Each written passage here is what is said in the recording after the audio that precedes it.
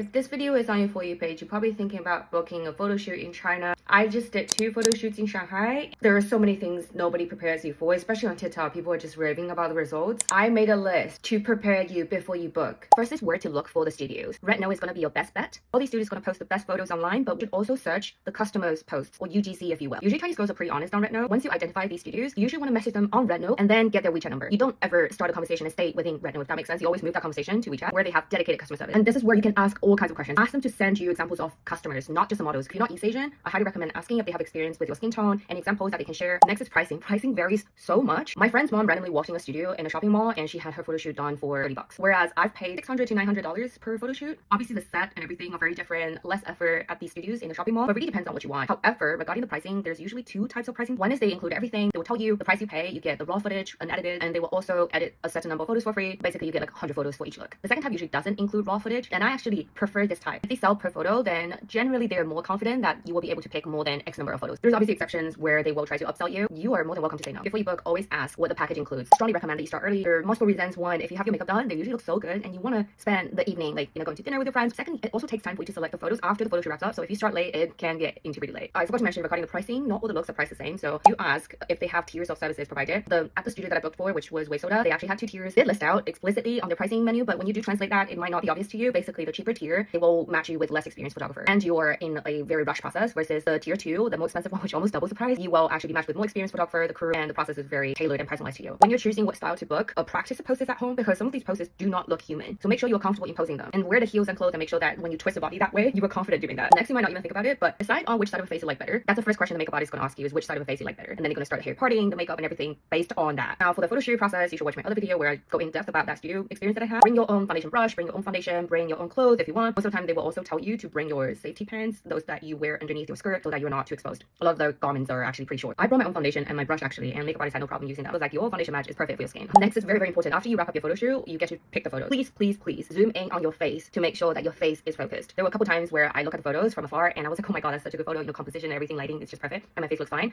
But when I got them, a couple of them were actually a little blurred, because especially if there were multiple objects to focus on. Last but not least is the editing part. This part is the biggest cultural shock. Even for me, they removed my armpits. I had to ask for them to add my armpits back. So if you have an example of how you want to be edited, definitely send them. A lot of times the photographers are not the person that's processing your photos. Chinese beauty standard is very filtered. So if you don't like your beauty marks to be removed, if you don't want your armpits to be removed, you have to tell them before they start process. Usually they will ask you to pick one photo where they will edit that one first and send it to you to see if that's up to your editing standard. If you green like that, then they will edit the rest of the photos. I hope that's everything that I can prepare you better for booking the photo shoot. I'm going back again and I'm definitely booking another one. I want to do a traditional Chinese dress outdoor in the Chinese garden. Stay tuned for that update. Oh wait, last one, because I just saw some comments. I saw a lot of people actually comment under my original post. If you are going to a super touristy place, a super popular place, you will be rushed. Expect to be rushed.